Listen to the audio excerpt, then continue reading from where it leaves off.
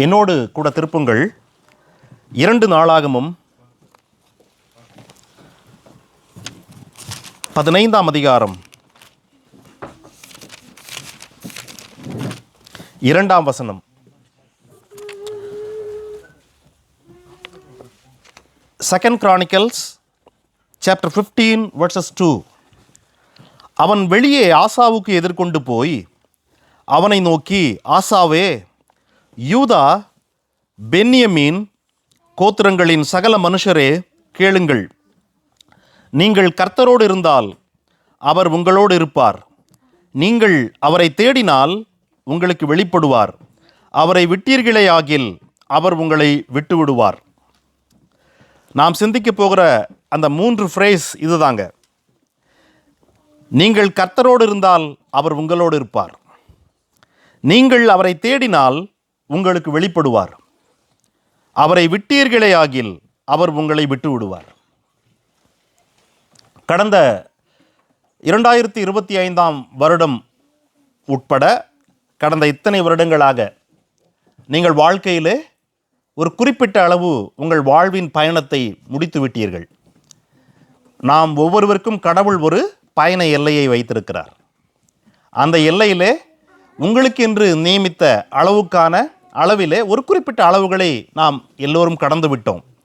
அநேக வெற்றிகளை குவித்திருக்கக்கூடும், அநேக மலைகளை ஏறி இருக்கக்கூடும். அதாவது வாழ்க்கையிலே கடினமான மலைகளை, அநேக சாதனைகளை சாதித்திருக்கக்கூடும். பல வெற்றிகளை எல்லோரும் குவிச்சிருப்பீங்க. கடவுள் உங்கள் ஜெபங்களை கேட்டு பல பதில்களை கொடுத்திருப்பார். பல நன்மைகளை அனுபவித்திருப்பீர்கள் இல்லையா? குடும்பத்தில் அநேகருக்கு சுகம் கிடைத்திருக்கும், பிள்ளை செல்வம், கற்பத்தின் கனி என்று இத்தனை நன்மைகளை பெற்றுக்கொண்ட நாம் இப்பொழுது ஒரு புதிய வருடத்திற்குள் கால் எடுத்து வைக்கிறோம் இல்லையா? எப்பொழுதுமே ஒரு வெற்றியை அனுபவித்த மக்கள் ஒரு பெரிய டேஞ்சரில் இருப்பாங்க. when you receive or when you experience a big victory, you are in danger of self-confidence.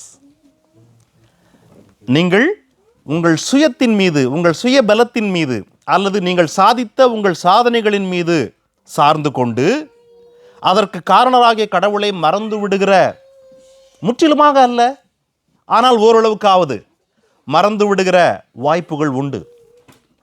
ஆகவே புது வருடத்திற்குள் போகிற நமக்கு கடந்த வருடத்தில் நாம் அனுபவித்த நன்மைகள், அறுவடை செய்த பலவிதமான பலன்கள், இவைகளை கருத்தில் கொண்டு என்னால் எல்லாம் செய்துவிட முடியும் என்கிற ஒரு தன்னம்பிக்கையை அதிகமாய் வளர்த்து கொள்ளாமல் இருப்பதற்கான ஒரு செய்தி இது. இங்கே ஆசா என்கிறதான ஒரு அரசன், அசரியா என்கிறதான ஒரு தீர்க்கதரிசி. இந்த தீர்க்கதரிசி இந்த ஆசா என்கிற அரசனையும் இந்த பென்யமீன் யூதா கோத்திரத்து மக்களையும் எதிர்கொண்டு சொன்ன வார்த்தை இது. இவனை பார்த்து சொல்லுகிற போது ஆசாவுடைய நிலை என்ன என்று பார்த்தால், அதற்கு முந்தின அதிகாரத்தை நீங்கள் திருப்பினால் வசனம் 9 சொல்லுகிறது, ஆசாவுக்கு விரோதமாக எத்தியோப்பியனாகிய சேரா 10 லட்சம் பேர்கள் கொண்ட ஒரு பெரும் படையோடு 300 ரதங்களோடும் யுத்தத்திற்கு புறப்பட்டு வருகிறான். 10 லட்சம், 10 lakhs, 1 million படை வீரர்கள் கொண்ட ஒரு பெரும்படை. அது பெரும்படை. அந்த ஒரு பெரும்படை யூதா பென்யமீன் என்கிறதான ஒரு சிறு கூட்ட மக்களை எதிர்த்து வருகிறார்கள். யூதாவிலே என்ன பலன் இருக்கிறது என்று பார்த்தால் 8ஆம் வசனம் சொல்லுகிறது, யூதாவிலே 3 லட்சம் படை வீரர்கள், ஈட்டியை பிடிக்கிற படை வீரர்கள் இருந்தார்கள். பென்யமீனிலே 2,80,000 பேர் இருந்தாங்க. ஆக 5,80,000 படை வீரர்கள் இந்த யூதா பென்யமீனில் இருக்குது. அவர்களை எதிர்த்து 10 லட்சம் பேர் வருகிறார்கள், பெரும் படை. அப்படி வருகிற போது இவர்கள் யுத்தத்திற்கு ஆயத்தமாகி அணிவகுத்து நிற்கும்போது ஆசா ஒரு ஜெபம் ஜெபிக்கிறான். One of the greatest prayer in Old Testament which is recorded for help. கடவுளுடைய உதவி வேண்டும் என்று ஜெபிப்பதிலே பழைய ஏற்பாட்டில் இருக்கிற one of the greatest prayer.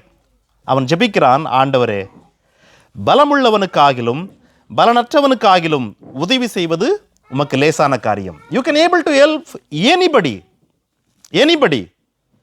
இப்பொழுது நாங்கள் உம்முடைய பலத்தை அல்லது உம்மை சார்ந்து கொண்டு உம்முடைய நாமத்தை பிடித்து கொண்டு இந்த ஏராளமான கூட்டத்திற்கு முன்பாக வந்திருக்கிறோம்.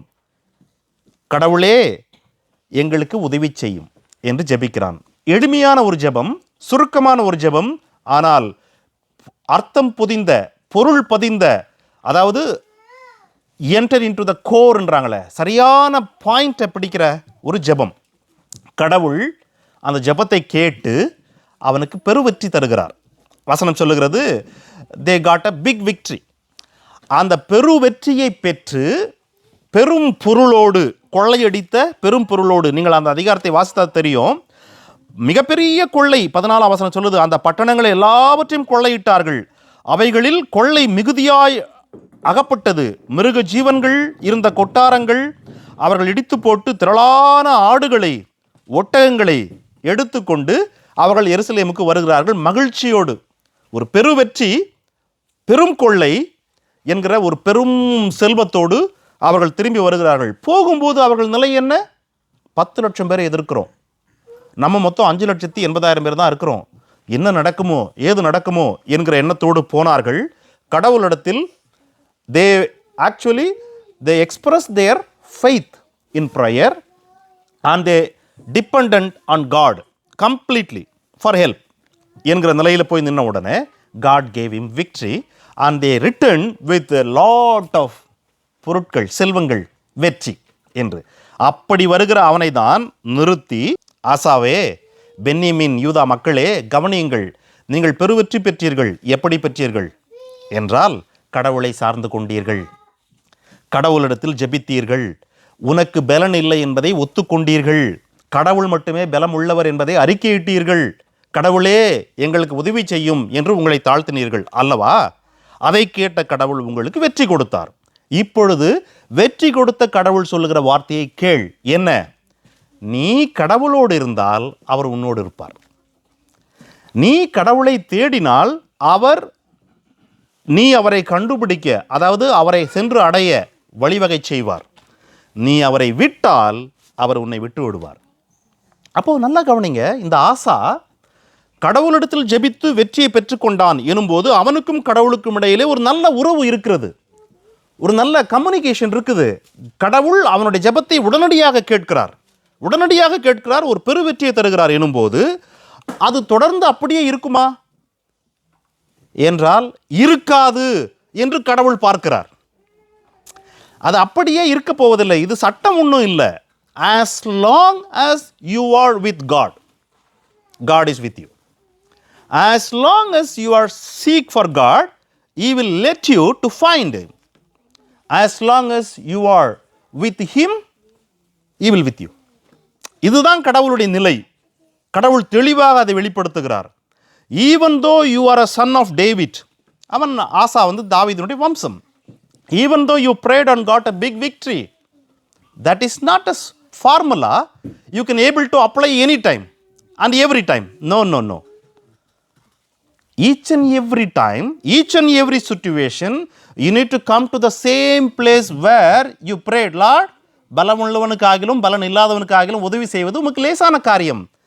இப்பொழுது என்ன செய்வது, அவனை எப்படி எதிர்ப்பது என்று எனக்கு தெரியாது, ஆண்டவரே எனக்கு உதவி செய்யும் என்று each and every time when you come and stand there, then only God will work.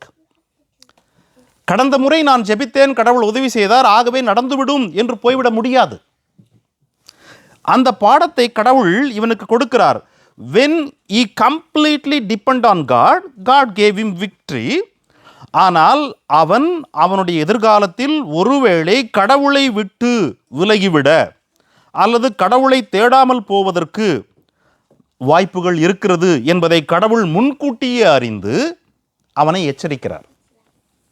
God sees here the danger in Asa's life, especially in future.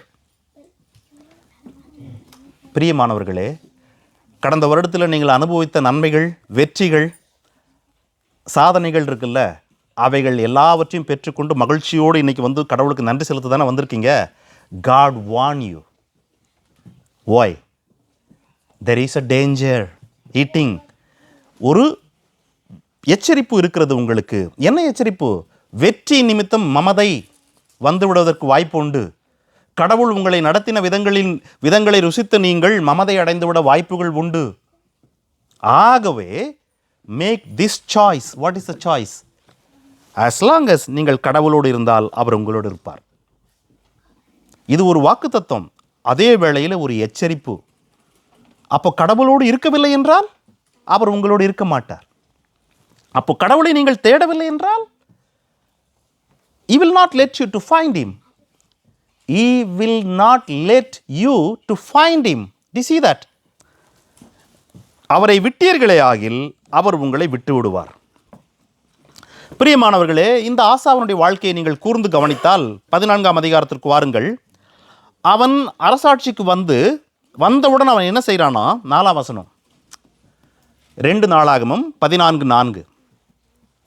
தங்கள் பிதாக்களின் தேவனாகிய கர்த்தரை தேடவும் நியாயப்பிரமாணத்தின்படியும் கற்பனையின்படியும் செய்யவும் யூதாவுக்கு கற்பித்தான். யாரு? இந்த ஆசா. அவனுடைய வாழ்க்கையை அவன் துவங்கினதே அரசனான பின்பு கடவுளை தேடுவது, கடவுளுடைய வார்த்தைகளின்படி செய்ய மக்களுக்கு கற்பிப்பது. ஒரு அரசன் இப்படி தான் அவன் துவங்கி இருக்கிறான். அப்படி துவங்கினதுனால தான் அவன் வாழ்க்கையில் முதல் 10 ஆண்டுகளில் எந்த யுத்தமும் இல்லை. முதல் 10 ஆண்டுகள் there is no any war because he completely depend on God and he seek God and he teach God's word to his people. That's what his condition. 7ஆம் வசனத்தில் அவனே சொல்கிறான் பாருங்க, verse 7. யூதாவை அவன் நோக்கி, கடவுள் நமக்கு இளைப்பாறுதல் கொடுத்திருக்கிறார். நான் என்னுடைய பாணியில் வாசிக்கிறேன், வசனம் அப்படி இல்லை. கடவுள் நமக்கு இளைப்பாறுதல் கொடுத்திருக்கிறார். ஏன் என்றால் நாம் கடவுளை தேடினோம், தேடின போது நமக்கு காரியம் வாய்த்தது. நாம் கடவுளை தேடினோம், ஆகவே காரியம் வாய்த்தது. கடவுளை எப்படி இவர்கள் தேடினார்கள் என்றால், இவன் 4ஆம் வசனத்தில் சொல்லுது, கடவுளை தேட வேண்டும் என்று கற்பித்தான். கடவுளுடைய வார்த்தைகள் செய்ய வேண்டும் என்று கற்பித்தான். ஆகவே தேடினார்கள், காரியம் வாய்த்தது, இளைப்பாறுதல் கிடைத்தது என்பதை, அந்த ஃபார்முலாவை அவன் அறிஞ்சு வச்சிருக்கிறான். அதுதான் அதற்கு காரணம் என்பதை அறிக்கையிடுகிறான். இதற்கு பின்புதான் யுத்தம் வருகிறது. யுத்தத்தில் அவன் ஜெபம் ஏறெடுக்கிறான், வெற்றி பெறுகிறான். வெற்றியோடு வருகிறவனுக்கு எச்சரிப்பு கொடுக்கப்படுகிறது. ஆக நம்முடைய வாழ்க்கையில் இந்த புது வருடத்தை, புதிய 365 நாட்களை, புதிய 52 வாரங்களை நாம் எதிர்கொள்ள போகிற உங்களை முதல் நாளிலேயே எப்படி ஆசாவை ஒரு அசரியா என்கிற தீர்க்கதரிசி நிறுத்தி எச்சரிக்கிறானோ, அல்லது ஒரு நம்பிக்கை வார்த்தையை கொடுக்கிறானோ, as long as you are seeking God you will be success என்பது போல கடவுள் உங்களுக்கு ஒரு ஆசீர்வாதத்தையும் தருகிறார், வாக்குத்தத்தமாக எச்சரிப்பும் தருகிறார் வார்த்தையின் வழியாக. நீங்கள் உள்ளே போகிற, இந்த வருடத்திற்குள் போகிற எஞ்சி இருக்கிற நாட்கள் இருக்கிறது அல்லவா, வெற்றியை மறந்து விடுங்கள், ஏற்கனவே ஏறெடுத்த ஜெபத்தை மறந்து விடுங்கள், ஏற்கனவே நீங்கள் குவித்த பல காரியங்களை மறந்து விடுங்கள். பட் சீக் லார்ட், கடவுளை தேடு, கடவுளை பிடித்துக்கொள், கடவுளோடு இரு என்று அவனுக்கு எச்சரிப்பு கொடுக்கிறார். பிரியமானவர்களே, இவன் எப்பொழுதுமே அதற்கு பின்பு இந்த வசனத்தை கேட்கிறான். ஆசா அவனுடைய இந்த வார்த்தையை கேட்ட பின்பு அவனுடைய வாழ்க்கையில் அவன் என்ன தீர்மானம் எடுக்கிறான் பாருங்க. 15ஆம் அதிகாரத்தினுடைய 12ஆம் வசனம். தங்கள் பிதாக்களின் தேவனாகிய கர்த்தரை தங்கள் முழு இருதயத்தோடும் தங்கள் முழு ஆத்துமாவோடும் தேடுவோம் என்று உடன்படிக்கை செய்கிறார்கள். அசரியாவுடைய வார்த்தையை கேட்டவுடன் அவன் ஒட்டுமொத்த மக்களையும் இணைத்து, அரசனோடு கூட மக்கள் அனைவரும் இணைந்து they make a covenant. What was the covenant? கர்த்தரை, அதாவது எங்கள் பிதாக்களுடைய கடவுளை முழு இருதயத்தோடு முழு ஆத்துமாவோடு தேடுவோம். we will seek him. அதே வசனத்தை 15ஆம் வசனம் மீண்டும் சொல்லுது. அவர்கள் தங்கள் முழு இருதயத்தோடும் ஆணையிட்டு, அதாவது தேடுவோம் என்று எல்லா குடும்பங்களும் ஆணையிடுது. அங்கே ஆணையிட்டு தங்கள் முழு மனதோடும் கர்த்தரை தேடினார்கள். ஆசாவுடைய எச்சரிப்பை அசரியாவுடைய எச்சரிப்பை உள்வாங்கி கொண்டான், விசுவாசித்தான், உடனடியாக அதன் மீது செயல்பட்டு அவர்கள் உடன்படிக்கை செய்கிறார்கள். நாங்கள் கடவுளையே தேடுவோம் என்று தேடுகிறார்கள். கடவுள் அவர்களுக்கு யுத்தமில்லாத இளைப்பாறுதலை கொடுக்கிறார். 19ஆம் வசனம் சொல்லுது, அவனுடைய அரசாட்சியினுடைய 35ஆம் வருஷம் வரைக்கும் there is no any war again. 35ஆம் வருஷம் வரைக்கும் ஏறக்குறைய 20 ஆண்டுகள் ஒரு யுத்தமும் இல்லை. ஏன்? அந்த 20 ஆண்டுகளும் they seek Lord, முழு இருதயத்தோடு முழு ஆத்துமாவோடு they always seek for Lord, கடவுளை தேடினார்கள். கடவுளுடைய வார்த்தைகளில் என்ன சொல்லி இருக்கிறது என்பதை பார்த்தார்கள், சிந்தித்தார்கள், செயல்பட்டார்கள், கடவுளோடு இருந்தார்கள், கடவுளை பிடித்து கொண்டார்கள், கடவுளுடைய நாமத்தை பற்றி கொண்டார்கள். அந்த எச்சரிப்பை அவ்வளவு சீரியஸாக எடுத்துக்கொண்டு they were with God and God granted them rest for 20 years. யாத்திரையாகமம் 32ஆம் அதிகாரம் 26ஆம் வசனம்.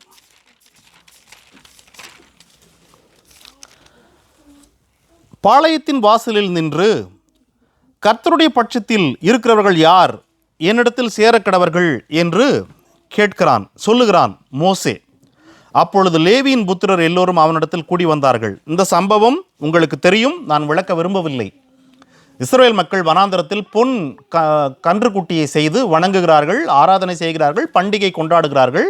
மோசே வருகிறான், வந்து அவர்கள் இருந்த சூழலை பார்த்துவிட்டு வைராக்கியத்தோடு அவன் சொல்லுகிறான், கர்த்தர் பட்சத்தில் இருக்கிறவர்கள் யார் என்று கேட்கிறான். கர்த்தர் பட்சத்தில் இருக்கிறவர்கள் யார் என்று கேட்கிறான்.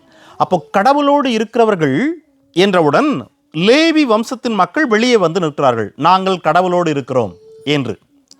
கடவுளோடு இருக்கிற அவர்களுக்கு அவர்களுடைய செயல் எப்படி வெளிப்படுகிறது என்றால், அடுத்த வசனங்களை படித்தா தெரியும்.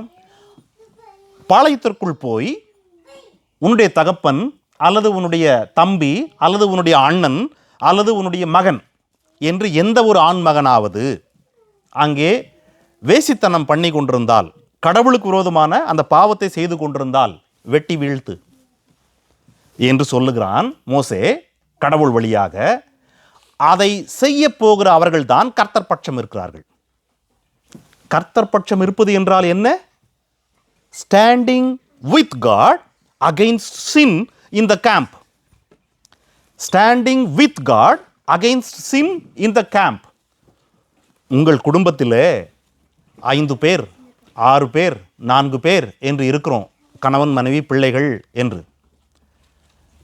யார் கர்த்தர் பட்சம் இருக்கிறாங்க என்பது அவ்வப்போது வெளிப்படும். எல்லோரும் இருக்கிறாங்களா, யாராவது ஒருத்தர் இருக்கிறாங்களா, யாராவது 2 பேர் இருக்கிறாங்களா என்பது அவ்வப்போது வெளிப்படும். எப்படி என்றால், if there is any sin in the house like camp, Israel camp, who is standing against sin? They are with God. Who is standing against that sin, particular sin? The sin is in attitude, in motives. உங்களுடைய எண்ணங்களிலே, யோசனைகளிலே, நீங்கள் பார்க்கிற விதங்களிலே, நடக்கிற விதங்களிலே என்று வருகிற போது, உடுத்துகிற விதங்களிலே என்று வருகிற போது, if somebody take a stand, it is sin if you wear dress like this என்று வருகிற போது, அதை வீட்டில் இருக்க யாருனா எதிர்த்தாங்கன்னா, then you will come to know who is standing with God against the sin. கடவுள் சொல்லுகிறார், you need to wear dress modestly என்று. What is modest? கடவுள் சொல்லலை. அந்த மாடஸ்ட்டை நீங்களே ஃபைண்ட் பண்ணுறதுக்கு தான் கடவுளுடைய ஆவியானவர் உங்களுக்குள் வந்து தங்குகிறார். He will give the sense to you. When somebody got a sense and that somebody stand against that sin, for example, I am telling sin, then who is on God's side? You can able to identify. மோசே கடவுளுடைய பட்சத்தில் இருக்கிறவன் யார் என்பதை இப்படிதான் கண்டுபிடித்தான். கேம்பில் இருந்த பாவத்திற்கு விரோதமாக போய் நிற்கிற அல்லது அவர்களை வெட்டி வீழ்த்துகிற அவங்க எப்படி நடந்துக்கிட்டாங்களாம் அந்த லேவியர்கள்? உபாகமம் 32 3ஆம் அதிகாரம் 9ஆம் வசனம். அதிலே மோசே லேவியை குறித்து சொல்லுகிறார். இந்த லேவியர்கள் குறிப்பாக அந்த சம்பவம் நடந்த போது, எப்போ இந்த 32ஆம் அதிகாரம் யாத்திரையாகமத்தினுடைய வசனத்தை வாசிச்சோமே 26, அந்த சம்பவம் நடந்த போது நீ உள்ளே போய் யாரெல்லாம் பாவம் பண்ணுறாங்களோ அவங்களெல்லாம் வெட்டி வீழ்த்து என்று சொல்லப்பட்ட போது அவர்கள் எப்படி நடந்து கொண்டார்களாம்? வேதம் இங்கே சொல்லுகிறது, தன் தகப்பனுக்கும் தன் தாய்க்கும் அவர்கள் என்ன பதில் சொன்னாங்களாம்? நான் உங்களை பார்க்க மாட்டேன், நீ பாவம் செய்திருந்தால் நான் இப்போ உன்னை வெட்டி வீழ்த்துவேன். தான் அப்பா கிட்ட அவங்க சொன்ன வார்த்தை என்று சொல்லி தன் சகோதரரை அவர்கள் அங்கீகரிக்கவில்லை. என் கூட பிறந்தவன் தானே இவன், இவனை விட்டுடலாம் என்று அவர்கள் நடந்து கொள்ளலை. தே ஸ்லே ஹிம். தன் பிள்ளையை அவர்கள் பிள்ளையாச்சே, என்னுடைய பிள்ளையாச்சே என்று விட்டுவிடலை, அவர்களையும் அவர்கள் வெட்டினாங்க. That is how these people stand on that day. இதை தான் மோசே இங்கே சொல்கிறாரு. லேவி கிட்ட கடவுள் ஏன் அந்த ஊரீம் துமீம் என்கிறதான கடவுளுடைய அந்த காரியங்களை கொடுத்தாராம் என்றால், they stand against their father, they stand against their brothers, they stand against their son when they see sin in the camp on their life. That is why God chose Levi to be their service in the temple, and God gave him Tumim and Urim in their hands. Do you see that? Yes. கடவுளுடைய பட்சத்தில் இருப்பது என்பது என்றால், உன் வாழ்க்கையிலே, உங்கள் வாழ்க்கையிலே, நீங்கள் வாழ்கிற பகுதிகளிலே பாவம் என்று அறியப்படுகிற எதையும் எதிர்ப்பது, எதோடும் கலவாமல் இருப்பது, அது யார் வடிவில் வந்தாலும் அதை எதிர்ப்பது என்கிற முடிவு எடுக்கிறவர்கள் கடவுளுடைய பட்சத்தில் இருக்கிறார்கள். They stand on God's side. ஆசாவுக்கு சொன்ன வார்த்தை அதுதான், நீங்கள் கர்த்தரோடு இருந்தால் அவர் உங்களோடு இருப்பார். லேவியர்கள் கர்த்தரோடு இருந்தார்கள். கடவுள் அவருடைய அந்த உடன்படிக்கையை அவர்களோடு ஏற்படுத்தினார். அவர்கள் கடவுளோடு இருக்க வேண்டும் என்பதற்கு எந்த எல்லைக்கு போனார்கள் என்றால், தகப்பன் உடன் பிறந்தவன் பிள்ளை என்றும் பார்க்கவில்லை. இங்கே அமர்ந்திருக்கிற நீங்கள் brothers, after hearing this message, if you stand against any kind of sin which you see in your family, anybody in your family, if you stand against, it is not about அவங்களை வெட்டி வீழ்த்துவது அல்ல புதிய ஏற்பாட்டிலே. No, standing against, taking your position, no, I am not going to allow this one, or I am not going to do this one. நான் இதை செய்ய போவதில்லை, அல்லது நான் இதை அனுமதிக்கப் போவதில்லை, நீ எத்தனை முறை கேட்டாலும் நான் இதை அனுமதிக்கப் போவதில்லை என்று ஒரு அப்பாவோ ஒரு அம்மாவோ முடிவு எடுக்கும்போது, I tell you, that is the time you are standing with God. நீங்கள் கடவுளோடு இருக்கிறீர்கள். that is the time. அவிதமான முடிவெடுப்பது எளிதல்ல. கடவுள் எல்லோரையும் நேசிக்க வேண்டும் என்று நமக்கு கற்றுக் கொடுத்திருப்பதனாலே அந்த நேசத்தில் இவ்விதமான ஒரு ஸ்டாண்ட் எடுக்கணும் என்பதை சரியான முறையில் பிரித்து பார்க்க தெரியாமல் நாம் தடுமாறுகிறோம். நேசிப்பது என்பது என்ன, when you stand against sin என்பது என்ன என்பதிலே தெளிவு பெற வேண்டும். நாம் இந்த புது வருடத்திலே, if you take this one as a serious warning and a serious example, then the whole year coming here, every day in your life, you know how to stand with God. மத்தேயு 12:30 அதிலே இயேசு சொல்லியிருக்கிறார், என்னோடு இராதவன் எனக்கு விரோதியாக இருக்கிறான். நல்லா கேளுங்க. Jesus came to the world to save the sinners, and அவர் தன்னுடைய உபதேசங்களை இந்த உலகத்தில் பகிர்ந்து கொடுத்து கொண்டிருக்கிறார். அப்பொழுது அவர் ஒரு சூழ்நிலையை சந்திக்கிறார். அந்த சூழ்நிலையில் சந்திக்கும் போது அவர் ஒரு வார்த்தையை கொடுக்கிறார், என்னோடு இராதவன் எனக்கு விரோதியாக இருக்கிறான்.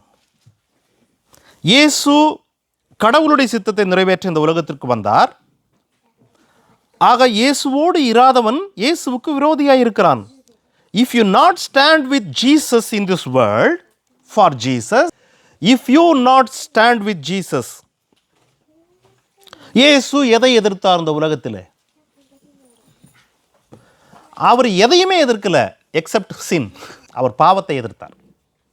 அப்போ பாவத்தை எதிர்க்கிற இயேசுவோடு இராதவன் இயேசுவுக்கு விரோதியாக இருக்கிறான். we need to see that one with that context. பாவத்தை எதிர்க்கிற இயேசுவோடு இராதவன், இயேசுவை போலவே பாவத்தை எதிர்க்காதவன் இயேசுவுக்கு விரோதியாயிருக்கிறான். We need to take this one as a warning, a serious eye opener. பாவத்தை எதிர்ப்பதில்லை. அடுத்ததாக அசரியா ஆசாவுக்கு சொன்ன பகுதி என்னவென்றால், கர்த்தரை தேடினால் அவர் தென்படுவார். He will let you to find him. இல்லையா? இந்த காரியத்தை வேதம் முழுவதும் பல இடங்களில் கடவுள் கொடுத்திருக்கிறார். Numerous places. உபாகமம் 4ஆம் அதிகாரத்தினுடைய 29ஆம் வசனத்தில் துவங்குதுங்க அது. அதில் அவர் முதல்ல சொல்லியிருக்காருங்க, உன் தேவனாகிய கர்த்தரை நீ தேடுவாய், உன் முழு இருதயத்தோடு உன் முழு ஆத்மாவோடு அவரை தேடும் போது அவரை கண்டு அடைவாய். When you search or when you seek him with your whole or full heart and your soul, then you will find him. ஒரு சின்ன 1 சென்ட் 2 சென்ட் காயினை இன்றைக்கு நீங்கள் அல்லது நேற்றைக்கு உங்கள் வீட்டு கார்டனில் தொலைச்சிட்டிங்க அப்படின்னா எவ்வளோ நேரம் தேடி இருப்பீங்க? உங்களை யாராவது தேடி இருப்பீங்களா? எனக்கு தெரிஞ்சு யாருமே தேட மாட்டீங்க. நோ ரீசன், அந்த 1 சென்ட்டினுடைய வேல்யூ வந்து very less, which you cannot do anything with that. Is it not? அப்போது கடவுள் என்னை தேடினால் கண்டுபிடிப்பாய் என்று சொல்லுகிற போது அநேக கிறிஸ்தவர்கள் கடவுளை தேடுகிறார்கள் when they start early, அதாவது அவர்களுடைய யங்கர் ஏஜில் தேடுறது போல சில சாதனைகளை, சில வெற்றிகளை, சில ஆசீர்வாதங்களை அறுவடை செய்த பின்பு தேடுறதில்லை. அநேகர் தேடுவதில்லை. அப்படியே தேடினாலும் அது அந்த 1 சென்ட் அல்லது 2 சென்ட்டை தேடுவது போல தான் இருக்குது அநேகருடைய தேடுதல். ஜஸ்ட் இமேஜின், ஒரு 100 யூரோ தாள் இருக்குல்ல, இது ஒரு கட்டு, விச் மீன்ஸ் ஒரு பெரும்பணம். நீங்கள் எங்கேயோ மிஸ்பிளேஸ் பண்ணிட்டீங்க, உங்கள் வீட்டில் தான் மிஸ்பிளேஸ் பண்ணிட்டீங்க. எவ்வளவு வீட்டை தலைகீழ போட்டு தேடுவீங்கல்ல, வீட்டை புரட்டி போட்டுருவீங்க தானே, அதை கண்டுபிடிக்க வைக்க விட மாட்டீங்க தானே. நவ் அந்த 1 சென்ட்டை நீங்கள் தேடாமல் விட்டதுக்கும் இந்த 100 யூரோ என்கிறதான ஒரு கட்டு, 100 நோட்டு இருக்கிற அந்த கட்டை நீங்கள் தேடினதுக்குமான வித்தியாசம் என்ன என்றால், இது விலை மதிப்பு இல்லாதது 1 சென்ட்டு, இது உங்கள் வாழ்க்கையே தீர்மானிக்கக்கூடிய ஒரு பெரும்பணம். The reason was very different. அவ்வளவு விலை உயர்ந்த பொருள் இல்லையா? ஆகவே நீங்கள் தேடுவீங்க, நான் தேடுவேன் கண்டிப்பாக, if I am in a position. அநேகர் கண்டுபிடிக்கல கடவுளை இன்னும். they not find him or God not let him find him. Reason என்னன்னாக்கா, அவர்கள் தேடுவது இந்த 1 சென்ட்டை தேடுறது போல தான். ஓகே, இல்லை பரவாயில்ல விட்டுரு என்று போயிட்டே இருப்பாங்க. ஆகவே தான் அவர்களால் கண்டுபிடிக்க முடியவில்லை. இதே வசனத்தை எரேமியா 29:13 கடவுள் சொல்கிறாரு, உங்கள் முழு இருதயத்தோடு என்னை தேடினீர்கள், ஆனால் என்னை தேடுகையில் கண்டுபிடிப்பீர்கள். முழு இருதயத்தோடு தேடினால் அப்பொழுது கண்டுபிடிப்பீர்கள், காண்பீர்கள், கண்டடைவீர்கள் என்று. ஆக கடவுள் தேடினால் என்று ஆசாவிடத்தில் சொன்ன அந்த வார்த்தை இருக்குல்ல, அதிலே கடவுள் வேதம் முழுவதும் கொடுத்திருக்கிற ஒரு அண்டர்லைன் என்ன என்றால், முழு இருதயத்தோடு அல்லது முழு ஆத்துமாவோடு, which means your wholeness, which means that is your first priority. அதுதான் உங்கள் வாழ்க்கையின் ஒரே நோக்கம், முழு நோக்கம், வேறு எதுவும் உங்களுடைய நோக்கம் அல்ல என்கிற அளவுக்கு நீங்கள் தேடுகிற போது then you will find it. இதை தான் இயேசு ஆண்டவர் வேத வசனத்தின் வழியாக நமக்கு வெளிப்படுத்தி கொண்டே வருகிறார். ஆவியானவர் முழு இருதயம். நாம் அநேக காரியங்களை முழு இருதயத்தோடு தேடி இருப்போம். இந்த தேசத்திற்கு வர வேண்டும், வந்து இந்த தேசத்தில் ஒரு வேலையை பெற்றுக்கொள்ள வேண்டும் என்று நீங்கள் எவ்வளவு தேடி இருப்பீங்க என்றால், யூ ட்ரை யுவர் பெஸ்ட் முழு இருதயத்தோடு. அதுதான் முழு இருதயம். உங்களுடைய எல்லா பலன், எல்லா ஞானம், எல்லா முயற்சி, இத்தனையோ இரவுகளிலே நீங்கள் கண்ணீரோடு ஜெபித்த ஜெபம் என்கிற எல்லாவற்றுக்கும் மத்தியில் தான் நீங்கள் அதை கண்டுபிடிச்சிருப்பீங்க, பெற்றுக்கொண்டிருப்பீங்க இல்லையா? The same way when you search God with your whole heart, you will find. இதே வசனத்தை தாவீது தன்னுடைய மகனுக்கு சொல்லியிருக்கிறாருங்க. 1 நாளாகமம் இந்த புதிய ஆண்டின் துவக்கத்தில் நாம் இந்த வசனத்தை பல இடங்களில் வேதம் எழுதியிருப்பதை படிப்பதற்கு காரணம் இருக்கிறது. அன்பு சகோதர சகோதரிகளே, 1 நாளாகமம் 28ஆம் அதிகாரம் 9ஆம் வசனம், அதனுடைய கடைசி பகுதி பாருங்க. சாலமோனுக்கு தாவீது சொல்லுகிறார், நீ அவரை தேடினால் உனக்கு தென்படுவார். நீ அவரை தேடினால் உனக்கு தென்படுவார். சாலமோனை ராஜாவாக ஆக்கினது யாரு? கடவுள். தாவீதுக்கு 17-18 பிள்ளைங்க இருந்தாங்க. ஆனாலும் சாலமோனை தான் ராஜாவாக்கணும்னு கடவுள் தான் தாவீதுக்கு சொல்லி வச்சிருந்தாரு. ஆகவே கடவுள் தான் சாலமோனை ராஜாவாக்குறாரு. ஆக்கிவிட்டு ஆனால் சாலமோனுக்கு தாவீது வழியாக ஒரு சரியான ஒரு எச்சரிப்பையும் ஒரு கட்டளையும் கொடுக்குறாரு. If you search him or if you seek him then only you will find him. நீ தேடினால் மட்டும்தான் கண்டுபிடிப்ப. தாவீதினுடைய அனுபவம் அது.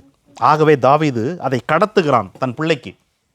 சங்கீதம் 34:4 சொல்லுது, நான் கடவுளை தேடினேன், அவர் எனக்கு செவி கொடுத்தார் என்று சொல்லுகிறது. செவி கொடுத்தார் என்கிற வார்த்தையை நீங்கள் இப்படி தான் பார்க்க வேண்டும். எப்படி? நான் கடவுளை தேடினேன், he let me to find him. அவர் என்னை அனுமதித்தார் அவரை பார்க்கும்படி, அல்லது அவரை கண்டுகொள்ளும்படி, அல்லது அவர் எனக்கு பதில் கொடுத்தார். ஆகவே கடவுளை தேடினேன் என்று சொல்கிற இவன் தன் மகனை இப்பொழுது அரியணையில் அமர்த்திவிட்டு மரிக்கப் போவதற்கு முன்பு சொல்லுகிறான், மகனே, நீ கடவுளை தேடினால் அவர் உனக்கு தென்படுவார். என் வாழ்க்கையின் அனுபவம், நான் தேடினேன், செவி கொடுத்தார். ஆகவே தேடு, தேடினால் நீ கண்டுபிடிப்பாய். ஏற்கனவே கடவுளோடு இருப்பது, கர்த்தரோடு இருப்பது இருந்தால் கடவுள் உங்களோடு இருப்பார். இருப்பது எப்படி என்று பார்த்தோம். கடவுளை தேடுவது எப்படி? முழு இருதயத்தோடு. நாம் கடவுள் அண்டையில் போகும்போது, சாது சுந்தர் சிங் என்கிறதான கடவுளுடைய ஊழியக்காரனை குறித்து நாம் எல்லோரும் கேள்விப்பட்டிருப்போம். இந்தியாவிலே பிறந்து ஒரு பெரும் ஊழியத்தை செய்த ஒரு பரிசுத்தவான் கடவுளுடைய பார்வையில். அவர் ஒரு சீக்கிய குடும்பத்தில் பிறந்தவர் இல்லையா? சீக்கிய மதம் மிகவும் ஒரு கண்டிப்பான ஒரு மதம். சீக்கியர்கள் அதை தவிர வெளியே எங்கேயும் போயிட முடியாது என்கிற அளவுக்கு கண்டிப்பான ஒரு மதம். அந்த பிள்ளை இளம் வயதிலேயே சீக்கிய மதத்தில் கண்டிப்பாக வளர்க்கப்பட்ட ஒரு பிள்ளையும் கூட. 14 அல்லது 15 வயது இருக்கும்போது 14 அல்லது 15 வயது இருக்கும்போது வேதத்தை கிழித்து போட்ட ஒரு பையன் அவன். சாது சுந்தர் சிங் வேதத்தை கிழிச்சவர். ஸ்கூலில் புதிய ஏற்பாடு எல்லாருக்கும் கொடுத்தப்போ அதை வாங்கி கிழிச்சு அவமானப்படுத்தினவர்.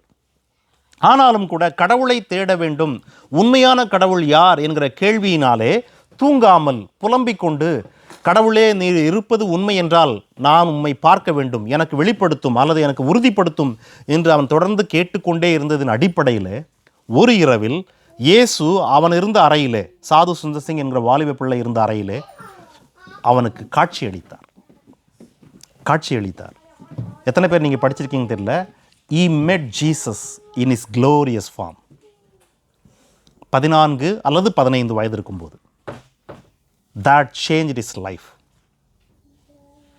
இங்கே இருக்கிற பிள்ளைகளில் எத்தனை பேர் அவ்விதமாக இயேசு ஆண்டவரை தேடி இருக்கீங்க? என் வாழ்க்கையில் நான் அப்படிலாம் தேடலைங்க. நான் அப்படி தேடி இருந்தால் இன்னும் எங்கேயோ போயிருந்துருக்கணும் கணக்குப்படி. நான் அப்படிலாம் தேடலை. That's why I am here. நீங்களும் அந்த அளவுக்கு தேடி இருக்க மாட்டீங்க, ஓரளவுக்கு தேடி இருப்பீங்க. ஆகவே you are here like me. நம்முடைய பிள்ளைகள். பட் தெர் வாஸ் அ பாய். 1900 ஏறக்குறைய 3 அல்லது 4, 1903 அல்லது 1904 அப்போவே that boy was praying to God, if there is any real God, I want to see him, or I want to see him. எனக்கு வேண்டும் என்று அவனுடைய அந்த கதறல் அல்லது அவனுடைய அந்த தேடல் எங்கே நடத்தினதுன்னா, இயேசு அவனுக்கு அவன் இருந்த அறையில் காட்சி அளித்தார். அவருடைய ஊழியம் வல்லமையான ஊழியமாய் மாறினது. அதற்கு பின்பு அவருடைய வாழ்க்கை மாறினது. பிரியமானவர்களே, இயேசுவை தேடுங்கள், கடவுளை தேடுங்கள். கடவுளை தேடினால் அவர் உங்களுக்கு வெளிப்படுவார். இந்த வருடம் முழுவதும் whenever you come to a situation where you stuck. If you seek him with your whole heart, he will let you find you. வேதம் சொல்லுகிறது கடவுள் is a rewarder of those who diligently seeking him. எபிரேயர் 11:6. கடவுளை யார் ஒருவர் முழு இருதயத்தோடு விடாப்பிடியாக தேடுகிறார்களோ அவர்களுக்கு அவர் ரிவார்டு தருவாராம். He reward those people. உங்களை யாருக்குங்க ரிவார்டு பிடிக்காது? I believe everybody want reward if you got a chance. Is it not? God said God will reward you. When? முழு இருதயத்தோடு முழு ஆத்துமாவோடு மனம் தளராமல் சோர்ந்து போகாமல் விடாப்பிடியாக நீ கடவுளை தேடினால். சாது சிங் அப்படி தான் தேடினார். Without even hearing any word, எந்த ஒரு செய்தி, எந்த ஒரு பிரசங்கம், எந்த ஒரு வேத உபதேசத்தையும் கேட்காமலேயே he seek for God, but he didn't seek Jesus. அவருடைய தேடுதல் என்னவா இருந்ததுன்னா, உண்மையான கடவுள் இருந்தால் நான் பார்க்கட்டும் என்று தேடினார். உண்மையான கடவுள் அவருக்கு காட்சி கொடுத்தார். அதற்கு பின்பு அவர்தான் உண்மையான கடவுள் என்பதை அவர் அறிந்து கொண்டார்.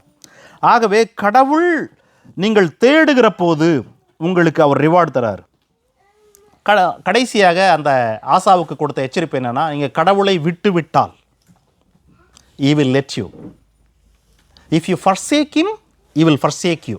அதுதானே அந்த 3வது பகுதி. தாவீது சாலமோனுக்கு சொன்ன அந்த 1 நாளாகமம் 28ஆம் அதிகாரத்துடைய 9ஆம் வசனத்துக்கு திரும்ப வாங்க. 28:9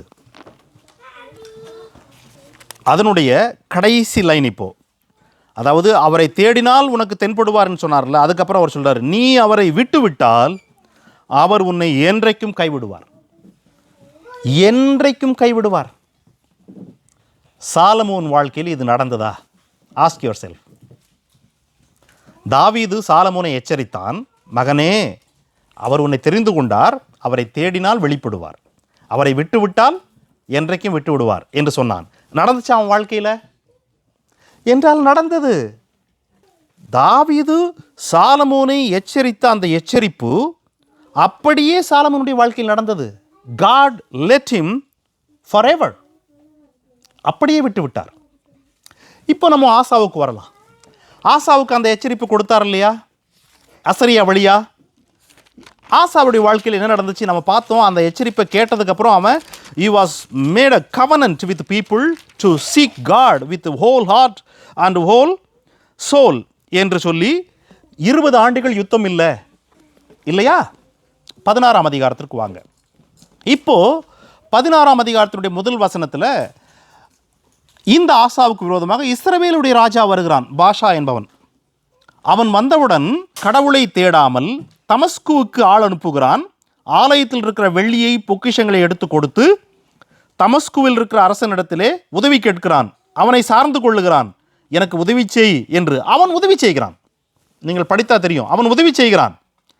உதவி செய்து முடித்த பின்பு கடவுள் ஒரு தீர்க்கதரிசி அனுப்புகிறார். இப்பொழுது 7ஆம் வசனம். அக்காலத்திலே ஞான திருஷ்டிக்காரனாகிய அனானி வருகிறான். வந்து அவன் சொல்கிறான், நீ கடவுளை சார்ந்து கொள்ளவில்லை, அதாவது நீ கடவுளை தேடவில்லை, அதாவது நீ கடவுளோடு இருக்கவில்லை, அதாவது நீ கடவுளை விட்டு விட்டாய். அந்த 3 காரியமும் நடந்துருது. நீ கடவுளை சார்ந்து கொள்ளவில்லை, சீரியாவின் ராஜாவை சார்ந்து கொண்டாய்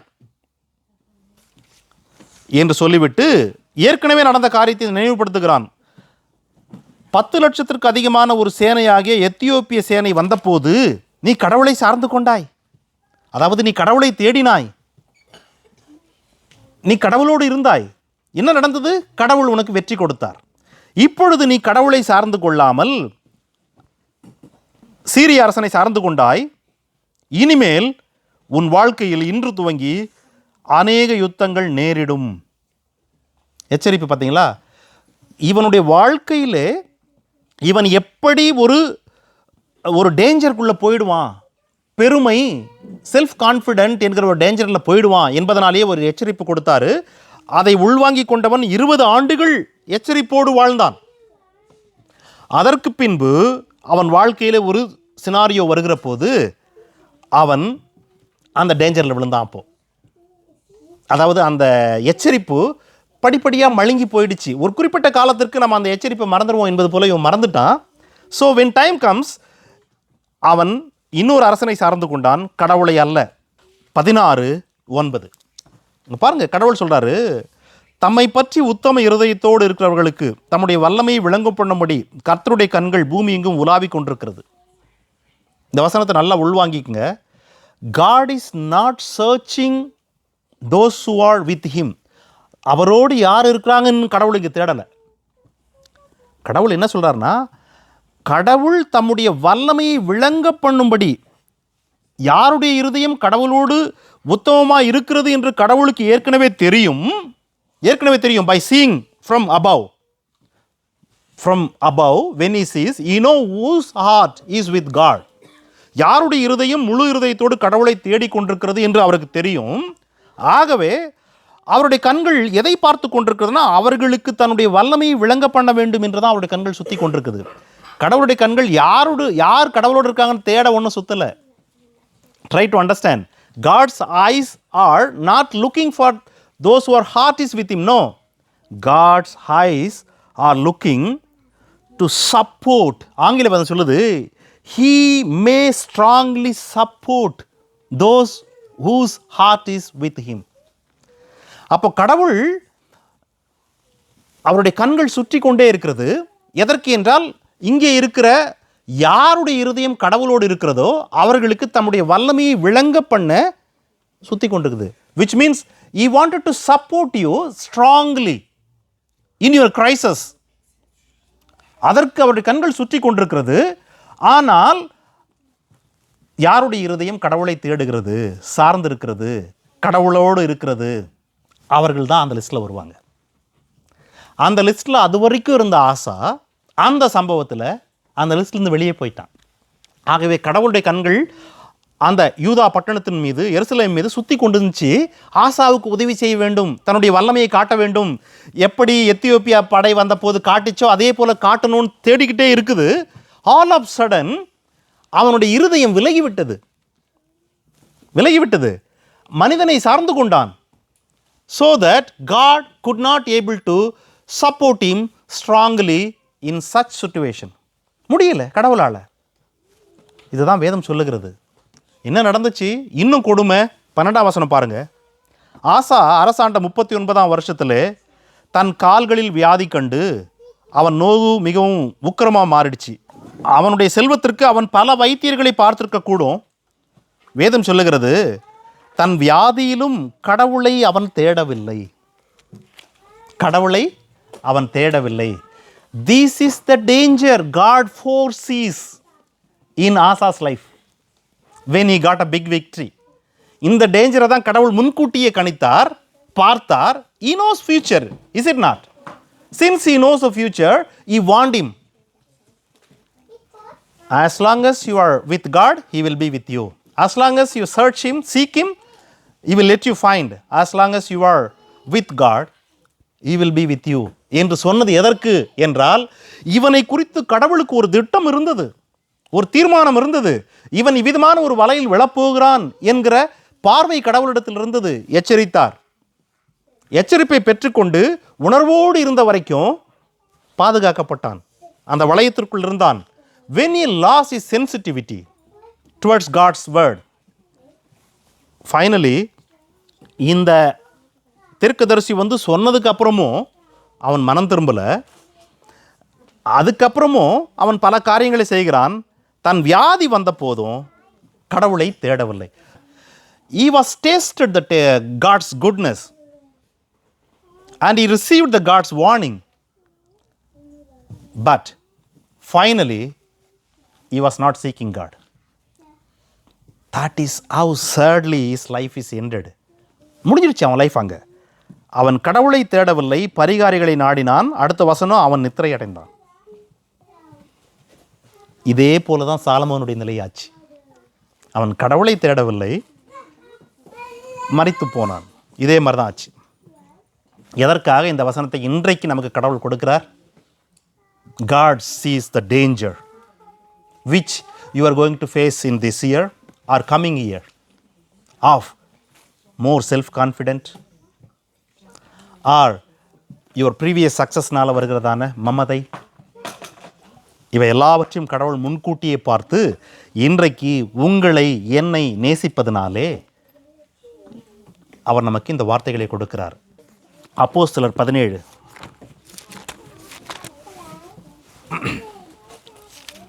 26 27 வசனங்கள். மனுஷ ஜாதியான சகல ஜனங்களையும் அவர் ஒரே இரத்தத்தினாலே தோன்ற பண்ணி பூமியின் மீதெங்கும் குடியிருக்க செய்து முன் தீர்மானிக்கப்பட்ட காலங்களையும் அவர்கள் குடியிருப்பின் எல்லைகளையும் கடவுள் குறித்திருக்கிறார்.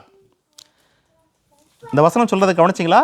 கடவுள் ஒரே மனிதன் மூலமாக, ஆதாம் மூலமாக இந்த உலகத்தில் பல மனித கூட்டம், பல ஜனங்கள் உருவாகும்படி செய்தார்.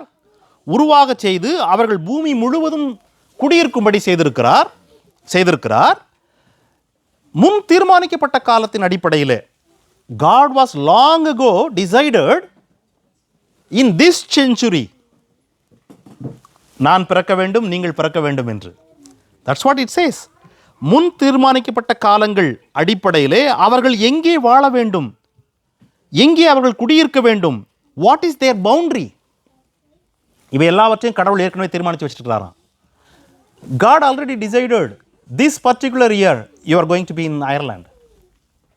Like everybody, எல்லாருக்கும் this is what அவர் முன்கூட்டியே தீர்மானித்து வச்சிருக்கிறாராம். இதெல்லாம் ஏன் பண்ணியிருக்கிறாராம்? அடுத்த வசனம் சொல்லுது. அடுத்த வசனம் எதற்கு என்றால், அவர்கள் தம்மை தேடும்படி அப்படி செய்தார். God did this thing in your lifetime. நீங்கள் கடவுளை தேட வேண்டும் என்று செய்தார். கடவுளை தேட வேண்டும் என்று செய்தார். That is the only reason. ஏன் இன்னைக்கு நீங்கள் இந்த சபையில் இன்னைக்கு 1ஆம் தேதி வந்து உட்கார்ந்துருக்கிறீங்க? To hear this word. இந்த வசனத்தை நீங்கள் கேட்க வேண்டும், ஒரு வாக்குத்தத்தமாக உள்வாங்கிக் கொள்ள வேண்டும், ஒரு எச்சரிப்பாகவும் உள்வாங்கிக் கொள்ள வேண்டும். கடவுள் உங்களை இன்றைக்கு இந்த உலகத்தில் வாழ அனுமதித்தது, அல்லது இன்றைக்கு நீங்கள் இந்த அயர்லாந்து என்கிற டப்ளின் பட்டணத்தில் வாழ அனுமதித்தது, இந்த வசனத்தை கேட்க வழிவகை செய்தது. எல்லாவற்றுக்கும் காரணம் என்ன என்றால், நீங்கள் எப்படியாவது தடவி, அந்த வசனம் சொல்லுது, தடவியாகிலும் ஒரு குருடன் எப்படி கடவுளை எந்த ஒரு பொருளையும் பார்க்கவே முடியாது ஒரு குருடனால், ஆனால் அவன் எப்பவுமே எல்லாத்தையும் தடவி பார்ப்பான். நீங்கள் காசு கொடுத்து பாருங்கள், அது என்ன நோட்டுன்றதை தடவி பார்த்து கண்டுபிடிச்சிருவாங்க. 10 ரூபாவா, 50 ரூபாவா, 100 ரூபாவா என்று கண்டுபிடிச்சிருவாங்க. குருடாக இருந்தால் தே ஹாவ் சென்ஸ், பழக்கம். கடவுள் சொல்கிறார் இங்கே, கடவுளாகிய தம்மை அவர்கள் தடவியாகிலும் கண்டுபிடிச்சிடணும். That is was is purpose. எப்படியாவது அவங்க கண்டுபிடிச்சிடணும். நீங்கள் அனைவருமே எப்படியாகிலும் கடவுளை கண்டுபிடித்து விட வேண்டும், கடவுளை தேடிவிட வேண்டும், கடவுளோடு இணைந்து விட வேண்டும் என்பது கடவுளுடைய சித்தம். ஆகவே தான் இன்றைக்கு கடவுள் இந்த வார்த்தையை கொடுத்திருக்கிறார். எச்சரிப்பை உள்வாங்கி கொண்ட ஆசா விழுந்து போனான். எச்சரிப்பை உள்வாங்கி கொண்ட சாலமோன் விழுந்து போனான். இப்பொழுது எச்சரிப்பை உள்வாங்கி கொண்ட நாம் என்ன செய்ய போகிறோம் என்பதை இந்த வருடம் முழுவதும் நீங்கள் எடுக்கிற தீர்மானங்கள், when you stand against sin or when you make decisions, that will determine your course. அது உங்களுடைய இதை தீர்மானிக்கும். ஏசாயா 55:6, கர்த்தரை கண்டடையத்தக்க சமயத்தில் அவரை தேடுங்கள். கர்த்தரை கண்டடையத்தக்க சமயத்தில் அவரை தேடுங்கள். I strongly believe this is the time in your life to seek for him. கடந்த வருடங்கள், கடந்த காலங்கள் எல்லாவற்றிலும் நீங்கள் தேடி இருந்தாலும் தேடாமல் இருந்தாலும், அப்போஸ்தலர் நம்ம வாசிச்சோமே 17, 26, 27, அதற்கு அடுத்த வசனம் சொல்லுது, God overlooked all your ignorance. கடந்த நாட்களில் ஒருவேளை கடவுளை தேடவில்லையா? God overlooked your ignorance. But now கடவுளை கண்டடையத்தக்க சமயத்தில் அவரை தேடுங்கள். In each and every one of your life, this is the day and this is the time of your life to seek for him. இந்த புதிய ஆண்டிலே நீங்கள் சந்திக்கிற சூழல்கள் வழக்கம் போலவே இருக்கும்னு உத்தரவாதம் இல்லை. There may be a lot of challenges. There may be a lot of struggles you might face. But hold this word, as long as you are with God, He is with you. Wherever you go, whatever you do. And as long as you seek Him, you will find answer for any solution, for any problem in your life. And if you with Him, He will with you forever. அதே வசனத்தை திருப்பியும் போட்டுக்கோங்க. If you not with Him, சாலமோனுக்கு சொன்னது போல என்றைக்கும் விட்டு விடுவார். என்றைக்கும். I don't want that to happen in any of your life or my life. I want God to be with me and with you. Take this word. May God bless you.